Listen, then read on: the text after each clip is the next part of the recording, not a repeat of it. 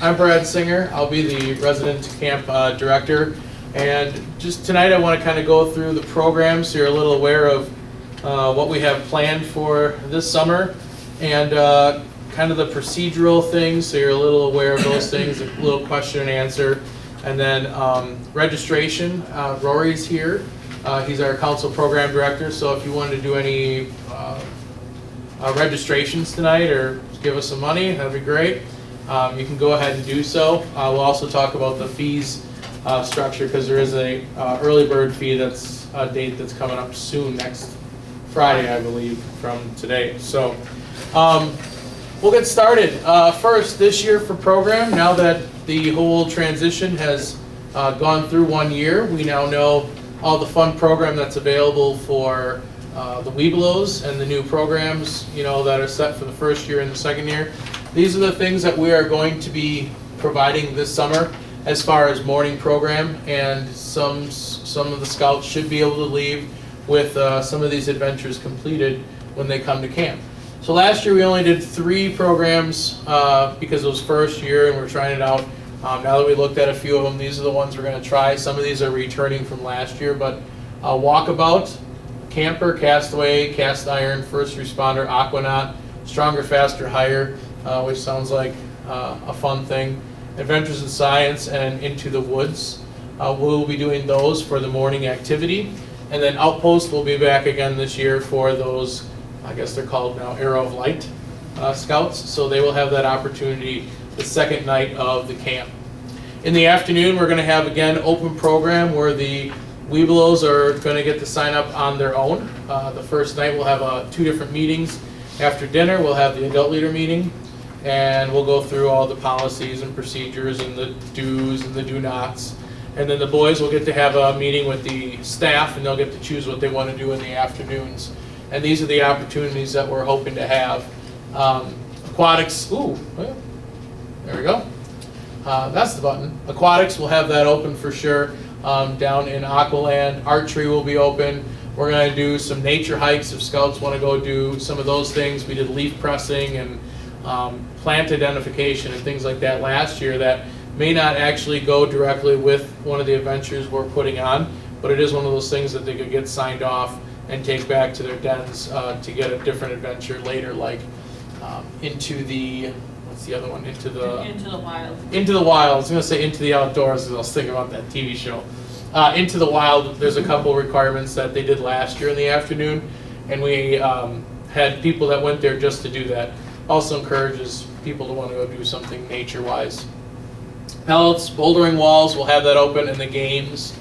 Some of the games we'll have available. Last year we had we built a Gaga ball pit for kind of entertainment to see how well it would go, and it was super exciting. So if you haven't been to camp in the last few weeks, we have 2 now that are built. One's a little higher, one's a little lower for older kids and younger kids. We'll have that. And then we had a human foosball field. We brought that down closer to the Bose Reception Center, so everything's kind of centrally located. And we're looking at trying to add a few more activities that kids can do during that open time so they can just have fun. We'll also have whittling chip and carving if kids want to try to do that with soap or wood, not their fingers hopefully. And we're hoping we can try to get Mr. Van Elsen to come back up and do geocaching. He's excellent with that, and we always love having him up there to do it. So those are some of the afternoon things we're hoping to have. If you want to stay connected, if you're one of those like me that's always looking for technology, we're always posting things for the Webelos and adults, or the Boy Scout program, not the adults. The adults, there's some fun things up there, but try to get people to be active. The biggest thing is our website. Make sure you go on there. It's been redone now. There's a link that says Camp Long Lake, and then there are separate links for the different events. Webelos Resident has a link there with all the information. And anytime I do change anything, I try to have it updated on there as well. So talking about fees real quick, like I said, there's an early bird fee that's coming up next Friday. Hi, welcome. There's an early bird fee next Friday that if you can get your Webelos registered early, the cost is a lot less. It's $135 and adults are $80. After that, the regular fee jumps up to $145 and $90, so $10 savings there. And if you sign up less than 14 days, less than 2 weeks away, there is the upped fee of $175 and $100. So make sure you get registered sooner than later. We've had the registration forms out for a little while, but this is also a nice reminder. And like I said, if you want to make any payments tonight, you can do that as well. Are there any questions about that? Cool. Cool.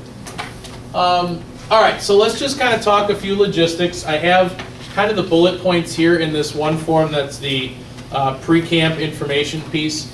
I'll probably hit on these, probably not in the order that it is, but all the things that you kind of need to know ahead of time are all in here to help you make sure that you're prepared.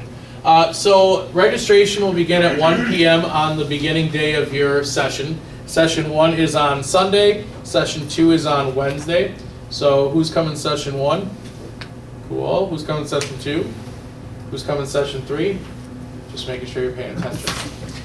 So you'll arrive at 1 p.m. If you arrive any earlier, there's going to be no one there to check in with you because the staff will be in meetings or will probably be finishing lunch. We do a lunch meeting, so they'll be up in the dining hall.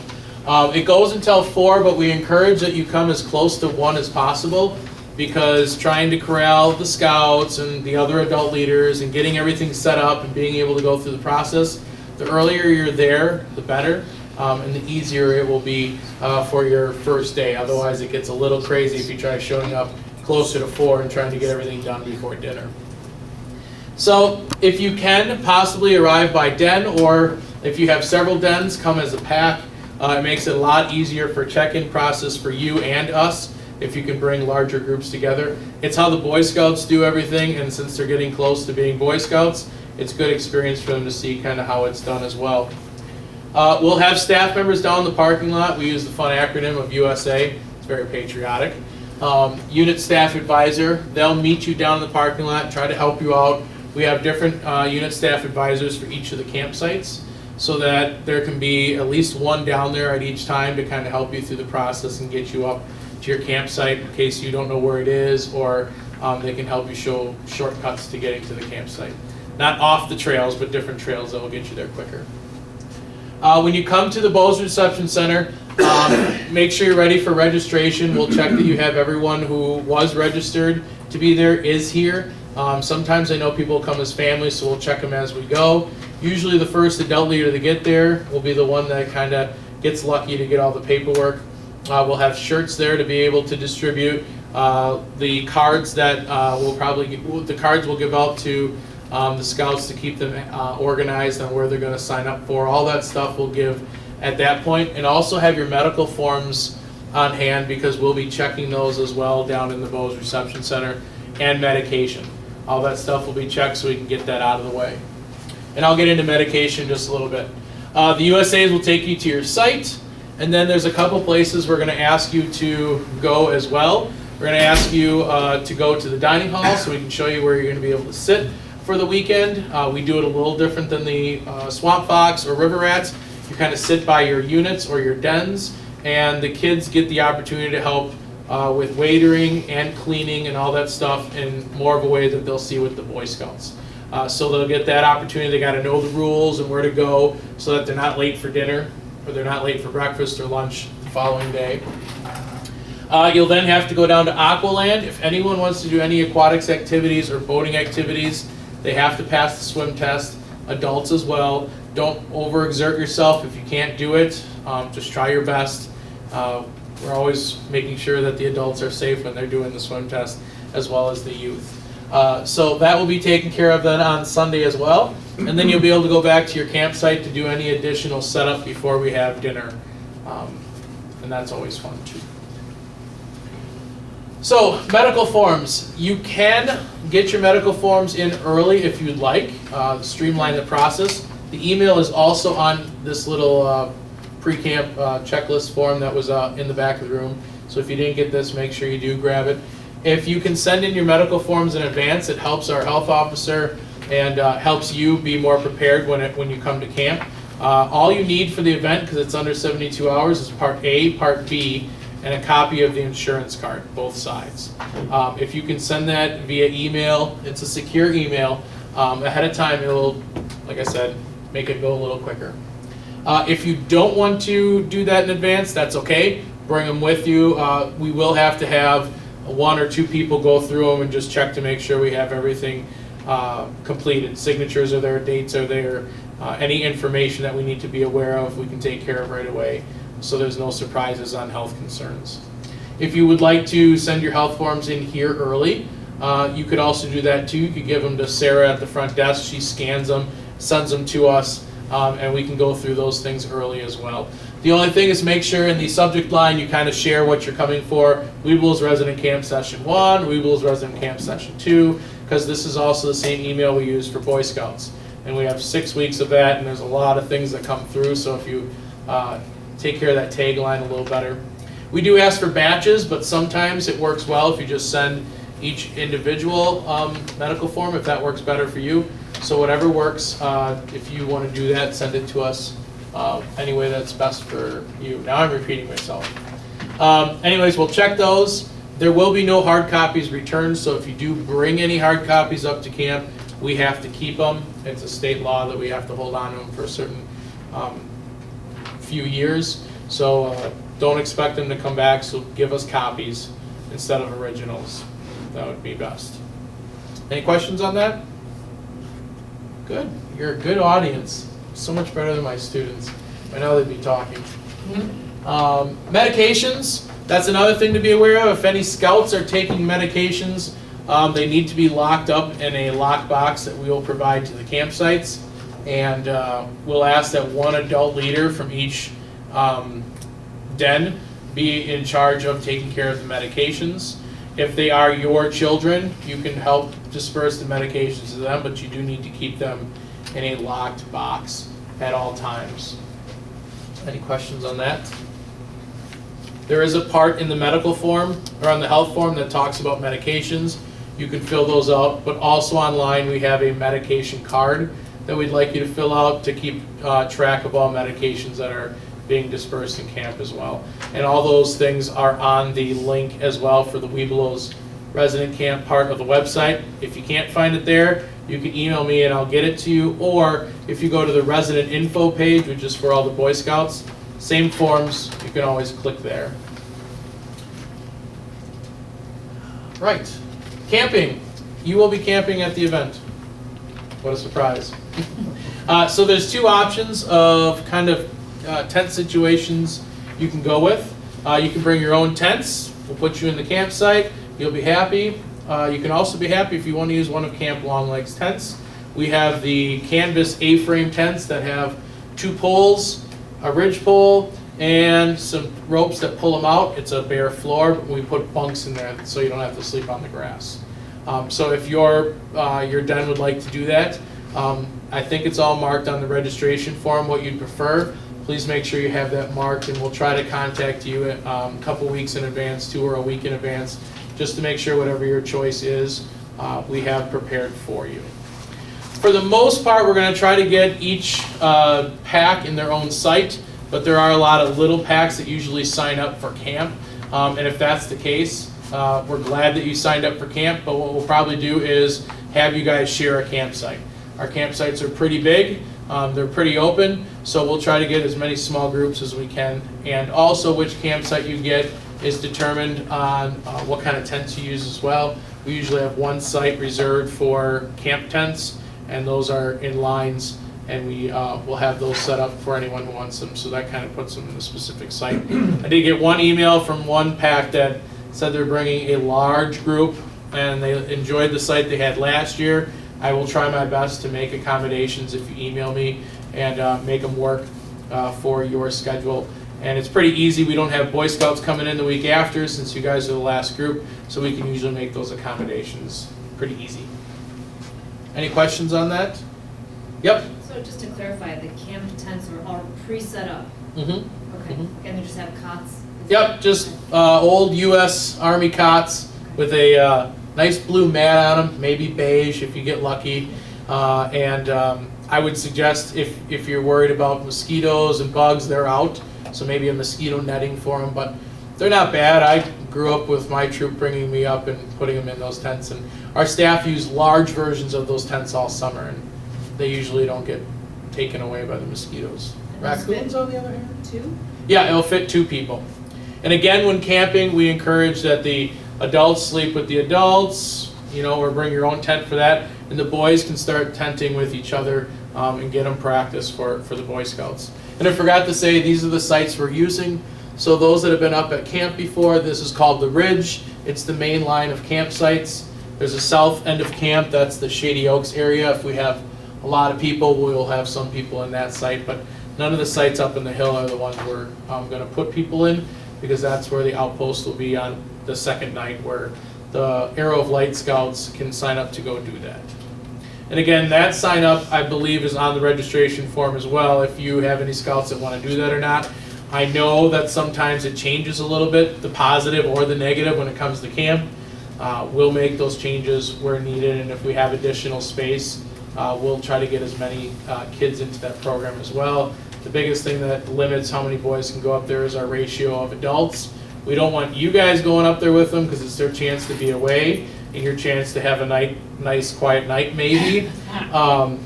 We have the adults that go up there as far as the staff, but we have to make sure we have enough adults to meet the ratio needed. Here's the schedule, if you can read it, good for you, but it's all in the packets as well. It's hard for me to read it, and I'm right here. But basically, check-in starts at 1. It goes all afternoon, day 1 till about 4. I kind of went through those things that you're doing. You're going to prep for dinner about 4:45. At 5:15, we'll do flags with our brand new flag poles that we're going to have up this year. The poles are already up. They were up last week. They're fantastic, but the whole bricks and everything, they haven't been set up yet, and I can't wait to see what it's going to look like. If you haven't heard yet, we are doing a new, what's the proper word for it? Flag? Yeah, flag plaza. Plaza, that's what I was looking for. And people can actually buy bricks and get them engraved, and all the money that's going into that is going to go into scholarship funds for our staff. So if anyone's interested in those flyers or want to still get a brick, and you want it up this summer when you guys come up for Webelos, they have to be in by the 1st? Yeah, they have to be in basically by tomorrow, Friday. the end of the day tomorrow, if you want them in at summer camp. Yeah, the flyers are out there as well, but you can always have it for next year too if you want. So anyways, we'll do dinner at about 5:30, so it's a little earlier than the Boy Scouts normally are. That's because then we have to do the meetings for the adults and the youth. We take everyone up to the fire bowl, and we have a nice campfire that the staff puts on that night. And then you can go back to your campsite, because everyone will be exhausted after everything going through that first day. Day 2, we'll start with flags at 7:45, and during our flag ceremonies after the first night, we'll be looking for dens that want to sign up and do the flags with us. We'll have a few staff there with you. We ask you arrive a little early. They'll show you kind of the ropes of how to do things, and then they get to do the flag ceremony, which is really cool. With a few of our staff. It's a great experience for the scouts, and it's a great opportunity for you to get out your cameras and take some pictures of the kids doing some really neat things. You'll have your 3 adventure activities that are signed up for, done in the morning at their locations. We'll have lunch back in the dining hall, and then in the afternoon there'll be an opportunity to go to 3 different locations for program. Aqualand is always open for optional use. And then we will want the boys to sign up the first night on what other things they want to do. Aqualand could be one of them, maybe not, but there's going to be plenty of opportunities for them to sign up for different things. And then have them kind of go in a rotation, A, B, and C, so that the areas aren't overpacked at one point and then no one's there the rest of the time. This first night, or I guess it's the second night, day 2, the Webelos 2s will then get to go up to the hill. They'll actually cook dinner there. We'll make foil packs. They'll cook them up there and eat them up there. And then the Webelos 1s, you'll have meal in the dining hall. And then we will have, they'll have their own program up on the hill for the night. And we'll have games and things down in the regular camp for everyone else. And then we'll have free time and Dutch oven desserts cooked for you guys to have for Cracker Barrel. The day 3 is basically the same thing. The only difference is we'll be having campfires. We'll have a big campfire that evening, and that's the one where we'll be looking for dens to sign up for doing skits and songs. So it's your chance to bring those traditional skits and songs you guys like to do, and hopefully they're good. Hopefully they're good. So we'll do that second night. We will provide you guys with a Cracker Barrel that you can have back in your campsites. You just pick those up at the dining hall, and then, you know, make sure lights out at 10. And then the fourth day is basically just wake up, have breakfast, clean up, and head home. So that's the schedule for the Webelos Resident Camp. We talked about rotations, I think, already. Day 2 and day 3, the rotations will be the same. So when whatever activity you're signing up for, it's going to take them 2 days to cover the requirements. So they'll go to that same location day 2 and day 3. So first session Monday and Tuesday, second session would be Thursday and Friday. They go to the same thing.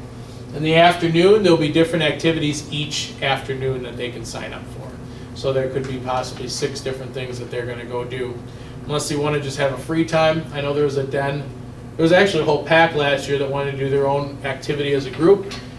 They asked for some of the supplies. We provided to them, and they just did their own games and things together. I think they were working on an advancement. The trying to remember the sports adventure. They were working on that as a whole pack.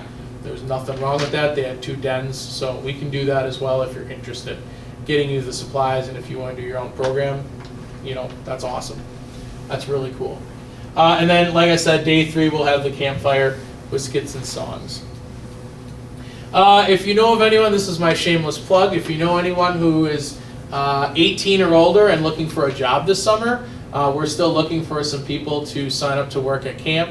We're looking for a boating director, archery director, people that can help with our high adventure program, and then they'd obviously hopefully be here for you guys as well for Webelos Resident Camp for that week. So if you know of anyone, send them my way. Any other things you need, they're found online at our site.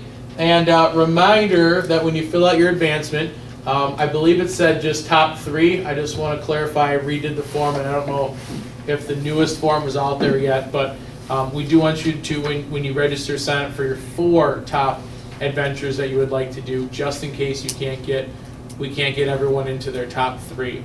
But this year, I think it'll be a lot easier than it was last year, because as last year was brand new, we only had 3 adventures. This year, we're offering 8 different adventures that you can sign up for. So I think everyone's probably going to get their first choice, second choice, and third choice. But just to be safe, put a 4th choice, and I will contact you in advance to make sure if there are any issues, we can try to work it out before you get there.